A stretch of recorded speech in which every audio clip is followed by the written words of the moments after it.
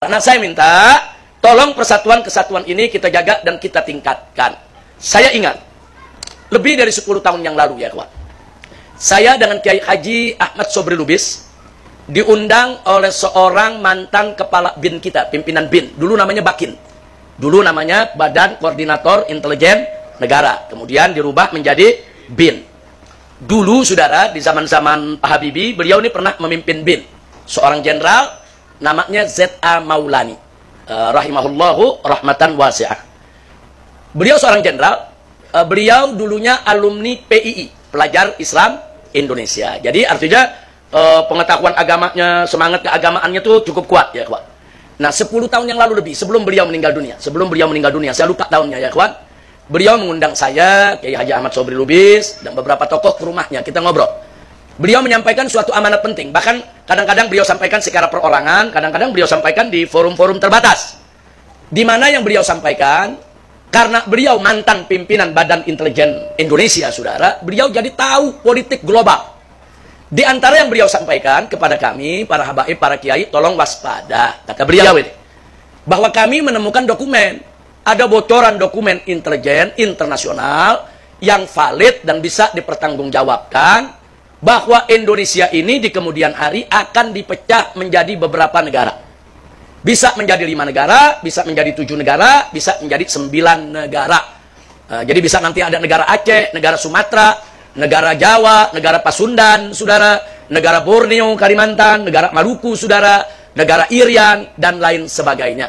Nah yang saya ingat, beliau titipkan amanat, tolong jaga umat, tolong jaga persatuan kesatuan bangsa, jangan sampai kita dipecah. Jadi dokumen yang dibocor ini bukan sembarang dokumen.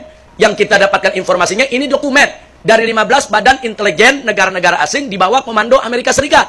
Pentagon ya kawan. Nah ini yang mesti kita waspadai. Nah kenapa beliau menyampaikan untuk agar kita waspada? Jangankan Indonesia. Dulu Uni Soviet itu negara besar. Negara kuat, saudara. Bahkan bala tentaranya, personilnya jutaan. Punya nuklir, punya senjata super canggih. Tentaranya serba terlatih, saudara. Tapi begitu dipecah, saudara, oleh Amerika dan sekutunya, pecah menjadi negara-negara kecil ya kawan. Ada Rusia, ada Ukraina, saudara. Kemudian ada Uzbekistan, Turkistan, dan lain sebagainya, saudara. Pecah. Artinya apa? Kalau kita bicara secara fisik ya, ini kita bicara fisik.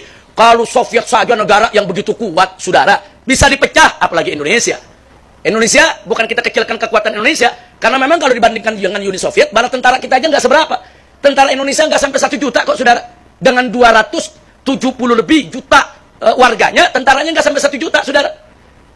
Sementara Uni Soviet atau Cina ini sekarang negaranya, itu dia punya tentara puluhan juta, saudara. Nah, jadi artinya apa? Negara model Uni Soviet saja, yang gagah, hebat, kaya, punya persenjataan canggih, bisa dipecah kok. Jadi sekian negara. Apalagi Indonesia. Makanya kadang-kadang dunia terheran-heran, kenapa Indonesia belum pecah juga? Padahal senjatanya nggak berapa kuat, tentaranya nggak berapa banyak. Kok belum pecah juga nih? Ekonominya juga nggak berapa kuat, saudara. Nah, tapi sekarang mereka mulai menyadari, oh ini kekuatan Indonesia nggak bisa dipecah karena mayoritas Muslim. Dari Sabang sampai Merauke, Muslimnya bersatu. Darah Indonesia mereka itu tuh sudah berurat berakar dalam dirinya. Jadi mereka nggak sebut lagi saya Jawa, saya Sunda, saya Madura, saya Padang. Nggak, kami Indonesia.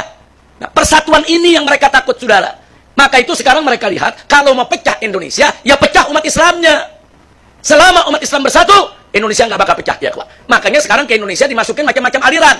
Aliran-aliran yang bikin umat Islam pecah, saudara. Satu sama lainnya saling mengkafirkan. Satu sama lainnya saling menyesatkan. Diadu kita satu sama lainnya, saudara. Karena mereka tahu kekuatan bangsa Indonesia ada pada umat Islam. Nah, maka itu saya minta, tolong jaga persatuan kesatuan kita. Dan saya yakin, selama Ahlus Sunnah wal Jamaah menjadi mayoritas di Republik Indonesia, insya Allah musuh sebesar apapun, sekuat apapun, nggak bakal bisa untuk pecah belah kita, saudara.